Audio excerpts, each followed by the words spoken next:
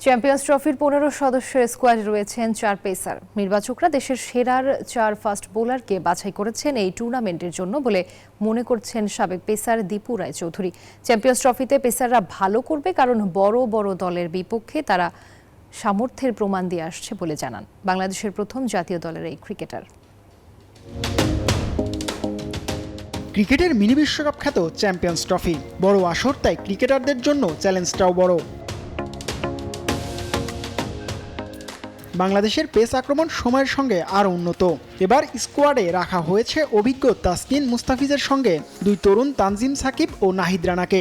সাবেক পেসার দীপু রায়চৌধুরী বলছেন, তরুণদের সঙ্গে অভিজ্ঞতা মিশিয়ে দলে ভারসাম্য তৈরি হয়েছে। মুস্তাফিজ স্টিল মনে করেন যে তার যে ক্যাপাবিলিটি আছে সেটা কিন্তু এখনও আছে। আমি মনে করি যে সিলেক্টর যেটা সব দিক দিয়ে বিবেচনা করেই কিন্তু যে বেস্ট চারটা এই কাপের জন্য যেটা প্রয়োজন আছে সেইভাবেই কিন্তু করেছে। যদিও জায়গা হয়নি ফর্মে থাকা দুই পেসার হাসান মাহমুদ ও শরীফুল ইসলামের। অনেকেই এই সিদ্ধান্ত নিয়ে প্রশ্ন তুলেছেন। দুবাইয়ে স্পিনিং ট্র্যাক আর রাওয়ালপিন্ডির ফ্ল্যাট উইকেটে বাংলাদেশের পেস আক্রমণ কতটা কার্যকর হবে সেটা এখন দেখার বিষয়।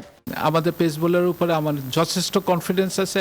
পাকিস্তান বলেন ওই জায়গার ভিতরে আমাদের পেস বোলারে কিন্তু কয়েকটা তাদের বোলিংয়ের উপরেই কিন্তু উইল গেট উইক্টরি।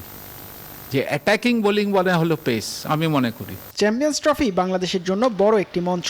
৪ পেসার থাকায় দলের শক্তি বেড়েছে। তবে মাঠের পারফরমেন্সই বলে দেবে এই সিদ্ধান্ত কতটা কার্যকর। জিহাদ আল হাসান, নিউজ 24, ঢাকা।